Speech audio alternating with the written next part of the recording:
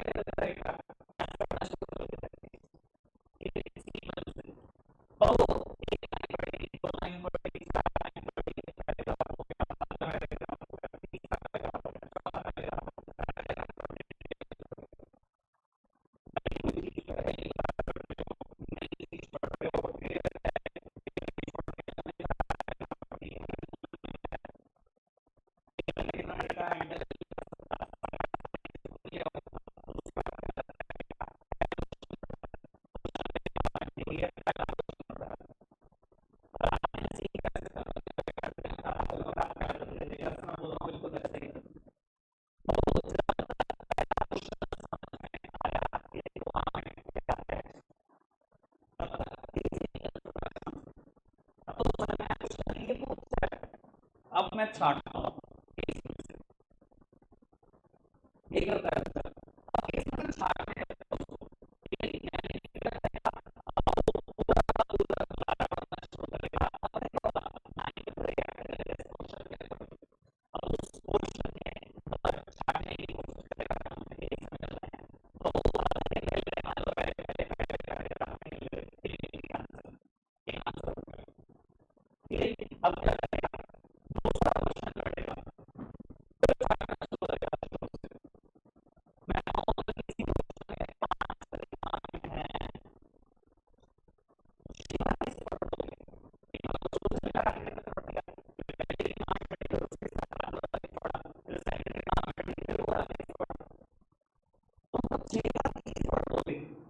इतने वेले हो बोर्ड का पेपर पूरा कराओगे बिजनेस स्टडीज का? उम्मीद है आपको ऐसी 1.5 पेज की केस स्टडी आएंगी और 6 बारे के केस पढ़ा जाएगा और बोर्ड का पेपर पूरा होगा।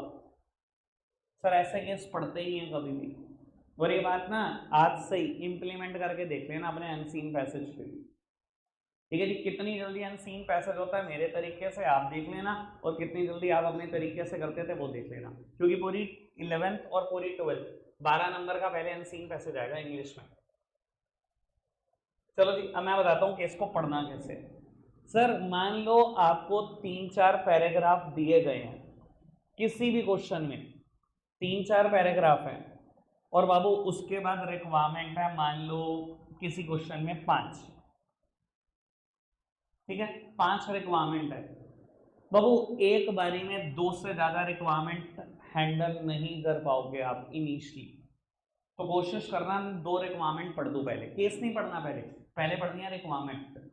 आपने 2 रिक्वायरमेंट पढ़ दी, क्या क्या क्वेश्चन ने मुझसे पूछा, एक बारी में 2 से ज्यादा नहीं, ठीक है। अभी कम से कम 11th तो नहीं, 12th में देखें क्या कितनी करवा सकता हूँ मैक्सिमम। सर 2 रिक्वायरमेंट पढ़ दी, मेरे दिमाग को रिक्वायरमेंट समझ में आ गई, मेरा दिमाग इसके अकॉर्डिंग रिएक्ट करना शुरू कर देगा। सर आप पढ़ना शुरू करो केस। बाबू आपने केस पढ़ा, आपको 2 आंसर मिल गए, आपने चिपका दिए। सर कोई दिक्कत नहीं, अगली 2 रिक्वायरमेंट भी पढ़ दो, अगली 2 रिक्वायरमेंट पढ़ दो, फिर दोबारा केस पढ़ना पड़ेगा, कोई दिक्कत नहीं। बाबू 6 की जगह अगर 3 बार या 2 बार पढ़ना पड़ा वो ज्यादा अच्छा है या 6 बार पढ़ना ही अच्छा था? और मैं आपको ये भी बता देता हूं बेटा, अगर मेरे मेथड से चले तो 90% ऐसी भी चीजें आएंगी जहां आपको केस पढ़ने की जरूरत ही महसूस नहीं होती। कई बार क्या होता है बेटा, और मतलब ये इतना ज्यादा होगा आपके साथ, आपको लगेगा यार क्यों बच्चे मतलब समय क्यों खराब करते हैं, यहाँ से केस क्यों पढ़ते हैं। आपको कई बार दिखेगा कि आपने रिक्वायरमेंट पढ़ी, आपके समझ में आंसर आ गया, आपने केस ही नहीं पढ़ा। मैं आपको दिखाऊंगा 1.5 पेज के केस होंगे और मैं आपको कहूंगा केस नहीं पढ़ना बेटा, रिक्वायरमेंट पढ़ना। आप रिक्वायरमेंट पढ़ोगे, आंसर लिख दोगे और आप केस नहीं पढ़ोगे, और आपके सारे दोस्त यार क्या कर रहे होंगे, शुरू से केस पढ़ रहे होंगे। कम से कम एक एक क्वेश्चन में 10-10 मिनट बचाओगे आप। जो मैंने बात बोली समझ में आई पक्का से कि केस स्टडी पढ़नी कैसी है बेटा? Starts with the requirement, case से स्टार्ट नहीं करेंगे कोई भी क्वेश्चन, ठीक है जी। अब बाबू मैंने ना एक हेडिंग छोड़ रखी है, सोल प्रोप्राइटरशिप की एडवांटेज में डायरेक्ट इंसेंटिव, याद है? वैसे मैंने बोला था बेटा ये हेडिंग डायरेक्ट इंसेंटिव मैं कंपनी के बाद करा सकता हूँ, उससे पहले नहीं करा सकता, पर कंपनी के बाद मैं भूल गया कि मैंने ये हेडिंग छोड़ भी रखी है। एचयूएफ भी हो गया, कोऑपरेटिव सोसाइटी भी हो गया। परसों एक बच्चे ने मुझे कहा कि ये हेडिंग छूट गई है, मैंने कहा कोई दिक्कत नहीं, जब भी लेक्चर रिकॉर्ड करेंगे तो करा देंगे। तो बाबू बता दो जरा डायरेक्ट इंसेंटिव क्या चीज़ है, और उसके बाद हम केस स्टडीज पर आ रहे हैं। आज का टारगेट है कि कोशिश करो 9 से 10 केस स्टडीज आज कर जाओ, ठीक है जी। बाबू डायरेक्ट इंसेंटिव हेडिंग क्या है समझने की कोशिश करना, इधर देखना मेरी तरफ। बाबू कंपनी में इक्विटी शेयर होल्डर क्या होते हैं? Owners. Equity share holder owner of the company, ऐसा ही बोलते हैं बेटा। इधर देखना, मैं कहूँ एक कंपनी है जिसमें इक्विटी शेयर होल्डर ना दिन रात मेहनत कर रहे हैं, अच्छे अच्छे डिसीजंस ले रहे हैं कि कंपनी को बहुत बढ़िया प्रॉफिट हो, दिन रात मेहनत कर रहे हैं, बहुत मेहनत करी इन्होंने और कंपनी को बहुत अच्छा खासा प्रॉफिट हो गया।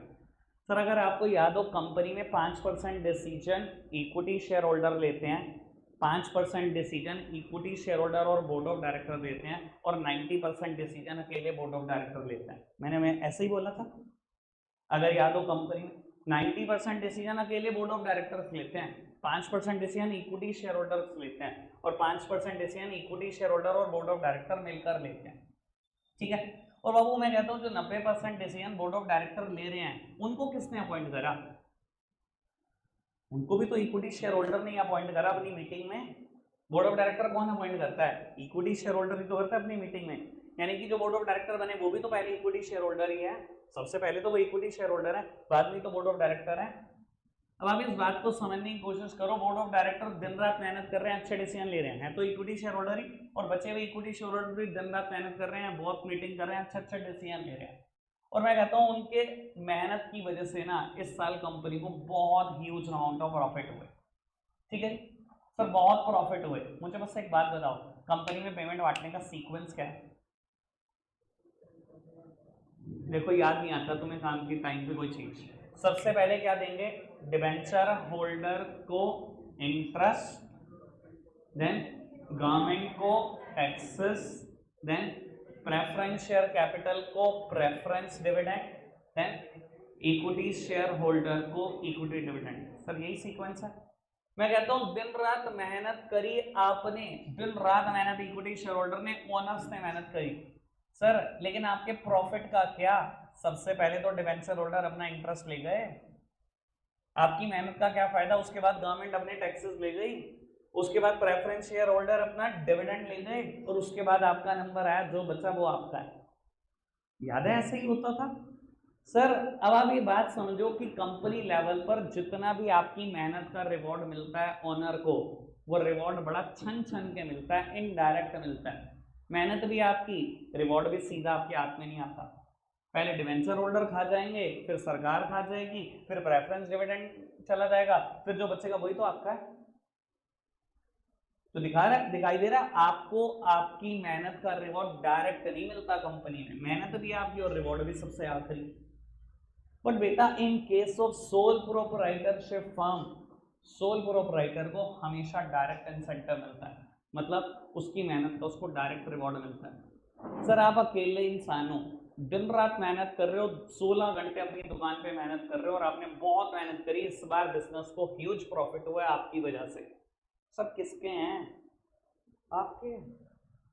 आपकी मेहनत का डायरेक्ट रिवॉर्ड आपको है। सर अब आपको समझ में आ रहा होगा क्यों मैं कंपनी से पहले इसको नहीं करा पाता। कंपेयर किससे करोगे? अगर मैं सीधा सीधा ये बता भी दूं, यहाँ कंपेयर करने के लिए अब कंपनी है, कोई दिक्कत कोई परेशानी तो नहीं? क्लियर है बात? सोल प्रोप्राइटरशिप में बेटा आपकी मेहनत का डायरेक्ट रिवॉर्ड मिलता है, इसलिए बोला जाता है डायरेक्ट इंसेंटिव मिल जाता है। और यहाँ आपको आपकी मेहनत का कभी भी डायरेक्ट रिवॉर्ड नहीं मिलता, ये इनडायरेक्ट इंसेंटिव बोल सकते हो आप। क्लियर बात? आओ जी केस स्टडी श्री गणेश करते हैं बेटा, 8 से 9 कोशिश करते हैं खत्म कर पाए, और इतनी खत्म कर भी पाएंगे बेटा। सब सामने देखेंगे, पहली केस स्टडी पढ़ रहे हैं बिल्कुल सामने, सब सामने देखो बाबू। केस स्टडी पढ़ना शुरू करते हैं, कभी भी बेटा यहां से केस शुरू नहीं करना, ऑलवेज स्टार्ट्स विद रिक्वायरमेंट। ठीक है जी बाबू, 2 रिक्वायरमेंट है, एक बारी में 2 से ज्यादा भी नहीं पढ़नी, 2 हैं दोनों पढ़ दो, 2 से ज्यादा नहीं पढ़नी किसी भी बात में।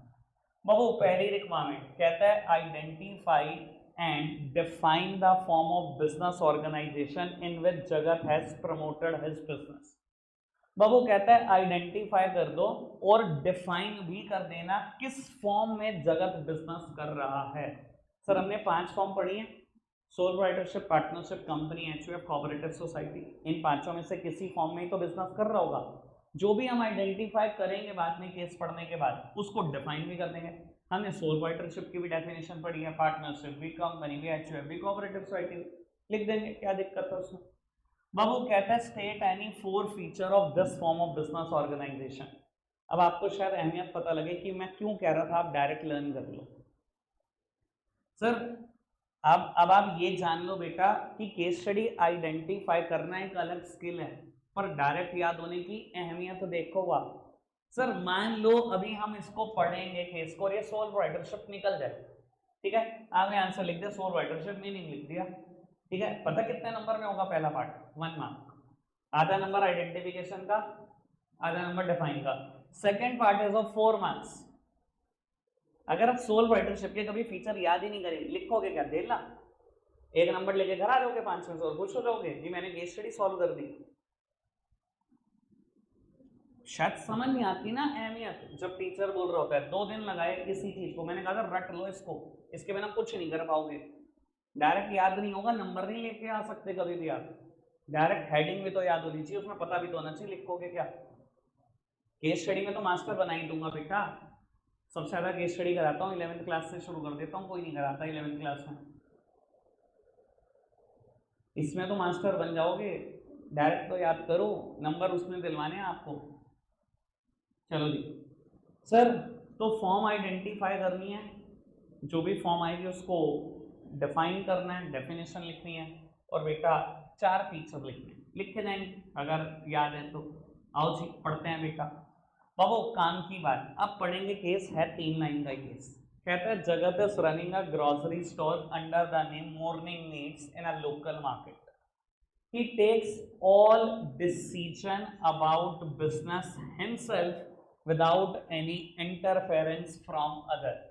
कहता है वो सारे डिसीजन खुद लेता है बिजनेस के अकेले, और किसी की कोई इंटरफेरेंस नहीं है।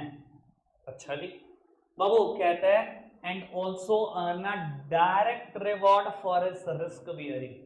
कहता है और जो वो बिजनेस चलाने का रिस्क ले रहा है उसको उसका डायरेक्ट रिवॉर्ड मिलता है। अभी पढ़ा है डायरेक्ट रिवॉर्ड तो। सर आंसर इज कौन सी फॉर्म? Sole proprietorship. याद है सारे डिसीजन खुद लेता है। फीचर पढ़ा था वही control, all the decision lies in the hand of proprietor only. ठीक है जी, मैं आपको एक चीज और बता दूं, जब मैं यहां तक ही पढ़ा था ना, यहीं तक ही पढ़ा था, ये लास्ट लाइन पढ़ी भी नहीं थी, तो बहुत सारे बच्चों ने ना बोलना शुरू कर दिया सोल प्रोप्राइटरशिप। नमिकांश, बहुत सारे बच्चे बोल रहे थे सोल राइटरशिप, यहाँ आ गया था बच्चों के दिमाग में कि अच्छा अकेले डिसीजन ले रहा है सारे के सारे बिजनेस के, किसी की कोई इंटरफेरेंस नहीं है। सर पहली लाइन पर सोल राइटरशिप नहीं है, कोई भी मुकालता मत पाल लेना, एचएफ नहीं हो सकता, करता नहीं लेता सारे decision himself without any interference from other. तो अगर पहली लाइन के हिसाब से सोचो तो आंसर एचयूएफ भी हो सकता है और सोल राइटरशिप भी हो सकता है। सेकंड लाइन जब बोलता है ना डायरेक्ट रिवॉर्ड मिल रहा है, डायरेक्ट इंसेंटिव मिल रहा है, तो जाके कहानी क्लियर हो गई कि अब ये बात सोल राइटरशिप की तरफ जा रही है। सिर्फ फर्स्ट लाइन से आइडेंटिफाई मत कर देना, जल्दी मत करना, केस स्टडी के लिए बहुत पेशेंस चाहिए। क्लियर है बात? आगे बढ़ जाए, एक केस स्टडी हो गई थी, ठीक है सर। सोल राइटरशिप लिख दोगे, डिफाइन कर दोगे, और बाबू 4 फीचर 6 फीचर याद करें, सब नहीं करें, ठीक है जी। आगे बढ़ाते हैं बात को बाबू, सेकंड क्वेश्चन पढ़ते हैं पहले रिक्वायरमेंट। बाबू कहता है identify the limitation of sole proprietorship form of business organisation being discussed above. इस केस में कौन सी लिमिटेशन बताई गई है सोल राइटरशिप की, वो बतानी है, ठीक है जी। आगे बढ़ो, describe briefly any 3 other limitation of the same of form of business organisation. यानी कि बेटा इस केस में जो डिस्कस की होगी ए पार्ट में तो वो आ गई, कहता है बची हुई 3 यहां पर बी पार्ट में लिखते हैं। अगेन बाबू मैं फिर वही बात बोलूं, अगर आपने ये एक आइडेंटिफाई कर लिया और डायरेक्ट याद नहीं है तो बाबू इसका 1 नंबर है, इसका 3 छोड़ा है, 1 लेके भी आगे तो क्या कर लोगे। क्लियर है बात? आओ जी पढ़ते हैं बेटा कौन सी लिमिटेशन, और बाबू सब चेक हो जाएगा यहाँ पर किसने कितना याद किया है, सच बता रहा हूं मैं। आओ जी, कहता है गगन runs a garment shop in a mall. 2 years back, he had taken a loan of 20 lakh from HDFC Bank for the renovation of his shop. अच्छा जी, बाबू 2 साल पहले बैंक से एक लोन लिया 20 लाख रुपए का। However, due to his poor health for the past 1 year, his earnings have reduced considerably as he is not able to devote sufficient time to the business. कहते उसकी तबीयत खराब रहती है, बिजनेस पे ज्यादा ध्यान नहीं दे पा रहा, अर्निंग्स गिरती चली जा रही है। He now plans to sell off his shop. अब प्लान कर रहा है कि वो दुकान बेच ही दे, हेल्थ ठीक नहीं रहती। सर कौन सी लिमिटेशन? नहीं बाबू अभी अनलिमिटेड लाइबिलिटी की बात नहीं चल रही, अभी उन्होंने ये नहीं कहा कि बेटा ये लाइबिलिटी पेंडिंग है, क्या पता पे हो चुकी हो, बस ये बता रहा है 2 साल पहले लोन लिया था, आगे लाइबिलिटी की बात नहीं हुई एक भी। बाबू पुअर हेल्थ है जिसकी वजह से बिजनेस पे टाइम नहीं दे पा रहा हो, काम बात की है, ठीक है जी। बाबू समझ गए शायद बात? बेटा अब मैं आपको एक बात बताता हूँ, देखो प्राइवेट राइटर की भी गलती निकाली जा सकती है, सबसे बड़ी बुक है वैसे ही, सबसे बड़ी किताब, ठीक है ना। बुक का नाम है एपीसी पब्लिकेशन, ऑथर का नाम है अलका धवन, बहुत बड़ा ऑथर है अलका धवन मैम, बहुत बड़ी ऑथर है भाई केस स्टडी की, पूरी 12th क्लास में हम इनकी केस स्टडी पढ़ाते हैं। पर बाबू अगर आप ईमानदारी से पढ़ो ना तो गलती इनकी भी बहुत सारी निकल जाती हैं। देखो आप, अब लिमिटेशन पूछी, इसने आंसर लिखा, और जिसने आंसर ये लिखा ना 1 नंबर नहीं मिलेगा, आंसर लिखा लैक ऑफ बिजनेस कॉन्टिन्यूटी। आपको बता देता हूं वैसे आपकी समझ के लिए, ये फीचर था, लिमिटेशन था limited life of a business concern, मतलब सेम है दोनों का, क्योंकि लिमिटेशन पूछी गई है, आप फीचर नहीं लिख सकते। लिमिटेशन क्या थी? Limited life of a business concern, business की लाइफ लिमिटेड है। Sir lack of business quantity का मतलब कोई अलग थोड़ी होता है, उसका मतलब ही यही होता है, मतलब दोनों का चाहे सेम हो, मैं फीचर नहीं लिख सकता। अगर उसने मुझसे डिमांड करी है कि लिमिटेशन आइडेंटिफाई करके दो तो सर नंबर नहीं मिलेगा अगर आप ये लिखा है तो, मैं एडवांस बता रहा हूँ आपको।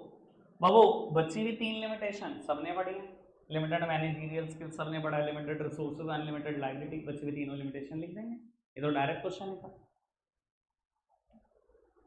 क्लियर है बात?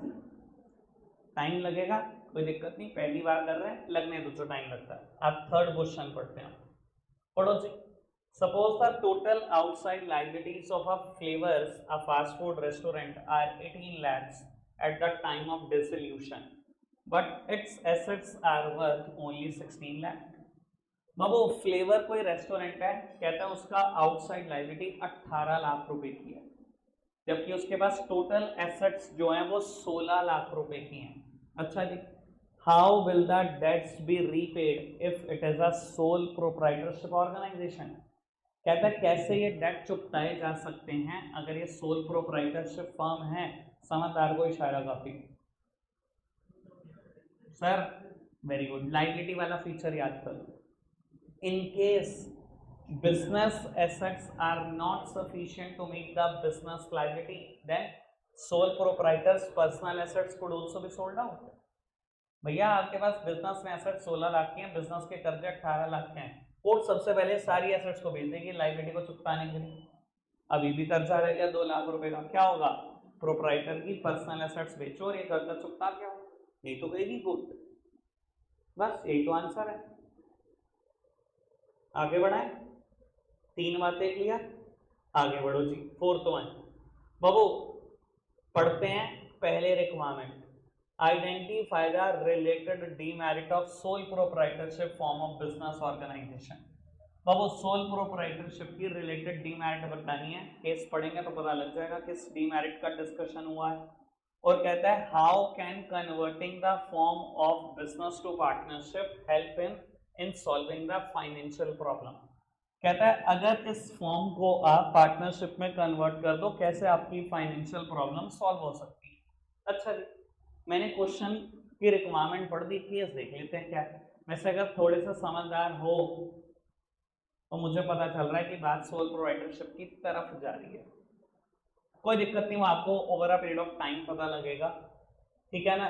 मतलब सोल प्रोप्राइटरशिप से पार्टनरशिप की तरफ जा रही है. बाबू पढ़ते हैं एक बार केस. कहते हैं Sumit is running an auto repair garage, he now wants to expand his business. ठीक है जी. After investing all his savings he is still short of 2 lakh. कहता है सारी सेविंग्स लगा दी, अभी भी 2 लाख रुपए कम पड़ रहे हैं उसको. कहता है banks and the other lending institution are hesitant to give him loan due to instability associated with this form of business organisation. बाबू उसने अपनी पूरी जिंदगी कमाई लगा दी, अभी बिजनेस में 2 लाख रुपए शॉर्ट पड़ रहे हैं. कहता है बैंक और जितने भी अदर लेंडिंग इंस्टीट्यूशन है जो भी लोन देते हैं सब डर रहे हैं उसको लोन देते टाइम, क्योंकि बिजनेस में स्टेबिलिटी नहीं है. सर याद आ गया होगा बात, क्या दिक्कत चल रही है उसके साथ. बाबू डीमेरिट कौन सी है? Limited life of a business concern. भाई एक आदमी तो है, बैंक क्यों डर रहा है? अरे खत्म हो गया तो बैंक का लोन कैसे आएगा? यही तो डर है बैंक को. और किस चीज का डर है? कंपनी में क्यों नहीं डरता बैंक? क्योंकि वहां परपेचुअल एग्जिस्टेंस है. यहाँ बैंक को डर क्यों लग रहा है? 2 लाख भी क्यों नहीं दे पा रहा बैंक? क्योंकि बैंक को डर है ना भैया, एक आदमी है, खत्म हो गया तो पैसे खत्म हो जाएंगे. मानते हो इस चीज को? तो बाबू related demerits limited life of a business concern. और बेटा मुझसे पूछता है दूसरे पार्ट में कि अगर इस सोल प्रोप्राइटरशिप पार्टनरशिप में कन्वर्ट हो जाए तो कैसे इसकी फाइनेंशियल प्रॉब्लम सॉल्व हो जाएंगी. सर कुछ तो सॉल्व हो ही जाएगा. पार्टनरशिप में फीचर हुआ एडवांटेज हुआ करती थी मोर फंड्स, जहां मैं कंपेयर करता था. याद होगा शायद आपको, एडवांटेज थी मोर फंड्स, लिमिटेशन थी लिमिटेड रिसोर्सेस. तो मैंने आपसे पूछा था क्या बच्चों ये कॉन्ट्राडिक्शन है? एडवांटेज में कह रहा है पार्टनरशिप के पास बहुत पैसे हैं और लिमिटेशन में कह रहा है कि बिल्कुल पैसे नहीं है. तो मैंने आपसे क्वेश्चन पूछा था क्या ये कॉन्ट्राडिक्शन है बैच में पढ़ाने से पहले दोनों हेडिंग. फिर मैंने आपको बताया था नहीं बेटा, एडवांटेज में कंपेयर कर रहा है with soul proprietorship form. Partnership को कंपेयर कर रहा है सोल प्रोप्राइटरशिप कि सोल प्रोप्राइटर के कंपैरिजन में पार्टनरशिप के पास बहुत पैसा है. मैक्सिमम नंबर ऑफ मेंबर 50 हो सकते हो. एक आदमी जो सोल प्रोप्राइटर पैसा ला सकता है, 50 लोग जो पैसा ला सकते हैं, बराबर होगा. सोल प्रोप्राइटर के कंपैरिजन में तो ज्यादा ही पैसा होगा ना. याद आ रही है बात? तो बाबू अगर सोल प्रोप्राइटरशिप फर्म पार्टनरशिप में कन्वर्ट हो जाए क्या फाइनेंशियल प्रॉब्लम सॉल्व हो जाएगी कि नहीं? हाँ टू एक्सटेंट सॉल्व हो जाएगी बेटा. सोल प्रोप्राइटर के कंपैरिजन में हमेशा पार्टनरशिप फर्म के पास ज्यादा पैसा होता है. कोई दिक्कत तो नहीं? 4 बातें 5 बातें ओके. आगे बढ़ते बाबू. ये केस आप पढ़ोगे, पहले रिक्वायरमेंट पढ़ना, कैन से लेकर आंसर तक। पढ़ना फटाफट से, खुद पढ़ोगे।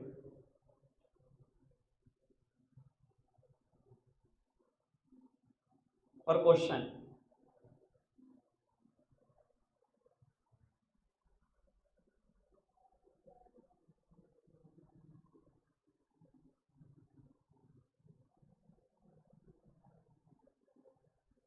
और फिर केस।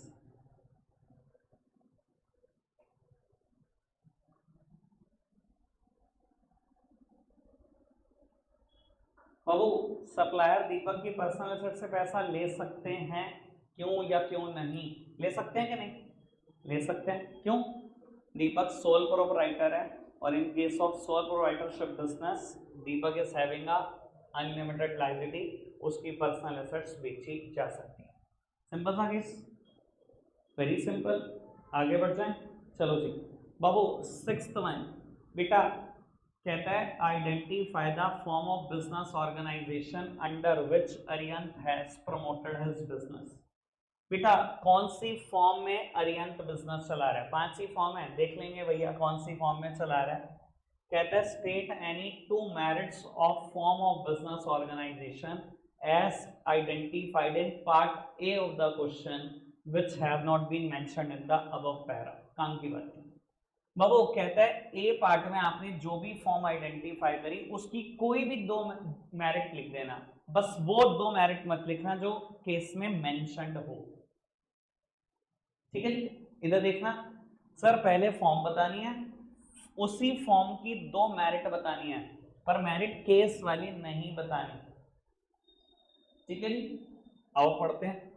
कहता है Arihant has started his own coaching centre after retirement. He is very happy doing this business as he can carry out his plan without any interference from others. बाबू सारे के सारे डिसीजन ले रहा है, किसी की कोई इंटरफेरेंस नहीं है। एंड मोर ओवर बाबू इस लाइन से सोल राइटरशिप आइडेंटिफाई मत कर देना, ये बात मैंने भी बोली थी। ठीक है ना, एचयूएफ भी हो सकता है इस लाइन से तो answer. And moreover there is no separate law that governs his business. कहता है उसके बिजनेस पे कोई कानून भी नहीं लगता, सारा इंट आ गया। Answer is sole proprietorship. याद है फॉर्मेशन में हमने पढ़ा था कि सोल राइटरशिप के ऊपर कोई कानून नहीं लगता। ठीक है जी sir, answer is sole proprietorship. अब बेटा 2 मेरिट बतानी है जो केस में डिस्कस ना हुई हो। बाबू केस में कौन सी 2 मेरिट डिस्कस हुई हैं? देखो बड़ा घूम घूम के सोचोगे तो बेटा 2 मेरिट डिस्कस हुई हैं। जब उसने कहा कि वो बिना किसी के इंटरफेरेंस के सारे जजमेंट ले लेता है, तो बाबू इससे लिंक करती है मेरिट क्विक डिसीजन मेकिंग। किसी की इंटरफेरेंस नहीं है ना, अकेला डिसीजन लेता है ना, अकेला डिसीजन जल्दी लिया जाता है ना, क्विक डिसीजन मेकिंग की बात चल रही है। और जब ये बात चल रही है कोई सेपरेट लॉ भी नहीं लगता, तो इजी फॉर्मेशन एंड क्लोजर की बात चल रही है। कोई लॉ नहीं लगता तभी तो फॉर्मेशन आसान था ना। सर इन दोनों मेरिट को मत लिखना, बची हुई 3 में से कुछ भी लिखो, चाहे कॉन्फिडेंशियलिटी ऑफ इन्फो लिखो, डायरेक्ट इंसेंटिव लिखो, सेंस ऑफ अकम्प्लिशमेंट लिखो। अब डायरेक्ट याद है तो मेरी बात भी समझ में आ रही होगी, जो मैंने मेरिट के नाम लिए। क्लियर है बात? चलो जी बाबू नेक्स्ट वन बेटा सिंपल केस। पहले आप रिक्वायरमेंट पढ़ोगे, आप पढ़ रहे हो, पढ़ना फटाफट से।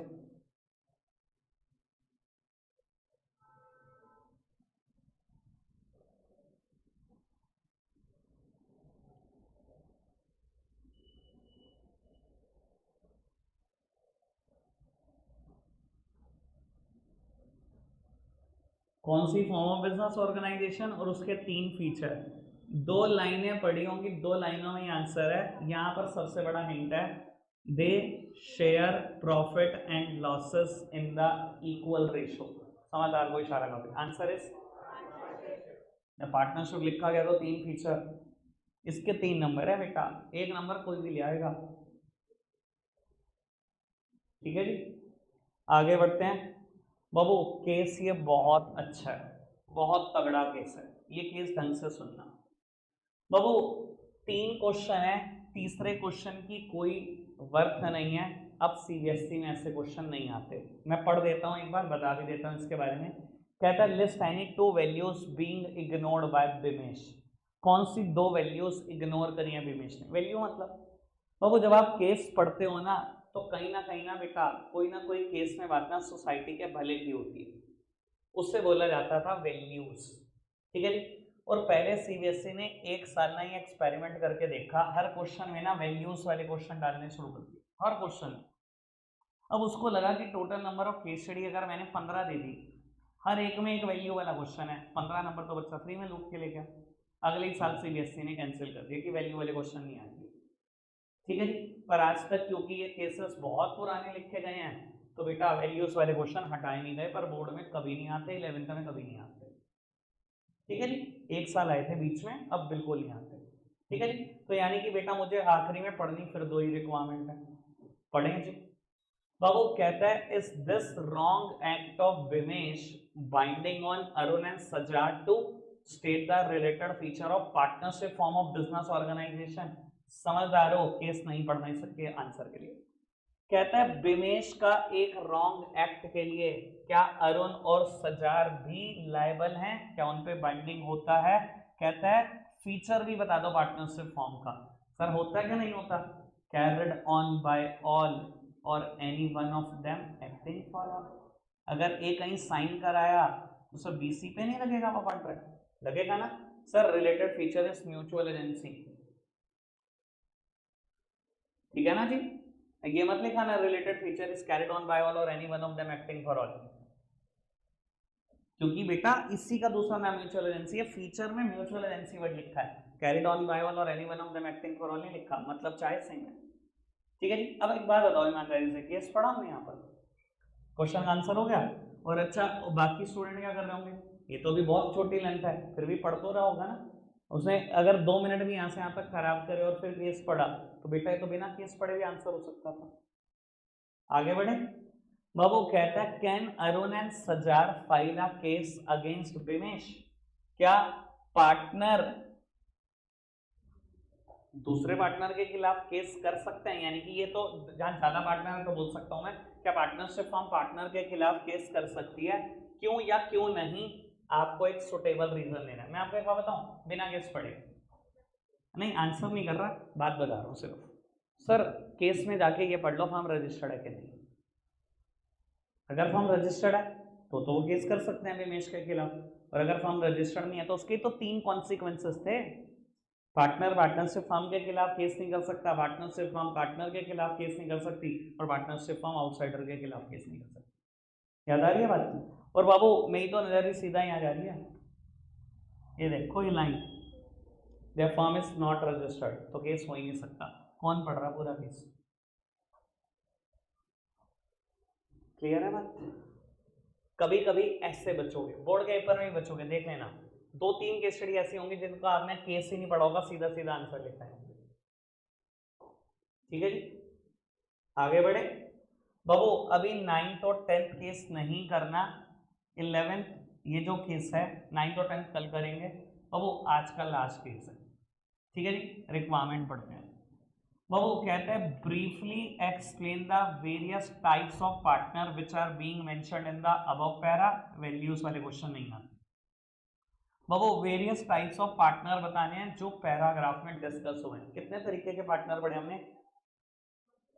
टोटल 4, मतलब एनसीईआरटी तो 6 लिखती है, हम बोलते 4 हैं उसको। एक्टिव पार्टनर, स्लीपिंग या dormant partner, secret partner, nominal partner. Nominal के further 2 type, partnership by estoppel, partnership by holding out. ठीक है जी। सर अगर डायरेक्ट याद में करा रहा था टाइप्स ऑफ पार्टनर तो आप भी तो समझो, मुझे तो पता ही होगा ना केस स्टडी क्या क्या है, तो तभी तो कह रहा था करो इसे डायरेक्ट याद, इसलिए तो कह रहा था। पढ़ो जी, अब देखते हैं कौन कौन से टाइप ऑफ पार्टनर निकल कर आते हैं। अब वो कहते हैं Rakesh, Sudhir and Mohit have mutually decided to set up a new small scale handicraft factory in remote rural area in Haryana, as it will not only help to meet the growing demand for their product but also generate different kinds of employment opportunity in the village and foster its economic development। ठीक है जी। अभी तक कोई भी काम की बात नहीं है, बस तीनों मिलकर एक स्मॉल स्केल फैक्ट्री चला रहे हैं, बस बात ये है। They have decided to promote their business in the form of partnership। अब आनी शुरू ही काम की बात है, तीनों पार्टनरशिप में है। Sudhir's association with the firm will be hidden from the general public. Sudhir business से एसोसिएटेड तो है पर उसकी बात पब्लिक से छुपाई गई है। आंसर करो, सीक्रेट पार्टनर, याद है ना, पब्लिक के सामने तो नहीं आता ना सीक्रेट पार्टनर, छुपा ही रहता है ना वो। आगे बढ़ो जी। Mohit will not take part in the day to day activities of business due to health issue. Sleeping at dormant partner कहता मोहित एक्टिव पार्ट लेता ही नहीं बिजनेस में, हेल्थ इशू है उसको, ठीक है जी। However, Rakesh will take actual part in carrying out business of the firm on behalf of other partner, active partner, ठीक है जी। जिसने डायरेक्ट बैच में सुना हुआ है उसको केसड़ी लप्पू लग रही होंगी, ठीक है बाबू। 9 केस स्टडी आज हमने कर ली, बीच में 9 और 10 छुट्टी हुई है, कोई दिक्कत नहीं, कल कर देंगे सारी पूरी। रखते हैं आज के लिए इतना ही है, बाय बाय।